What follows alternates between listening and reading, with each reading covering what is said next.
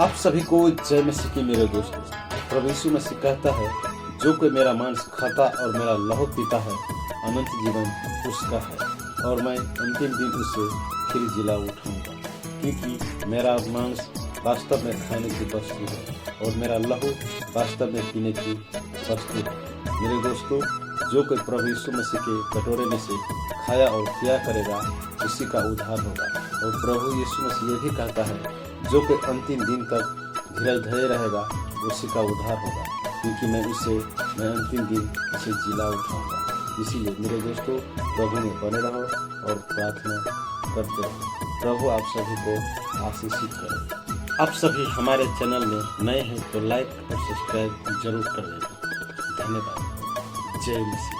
सब साची अपने महान यीशु, सब साची अपने महान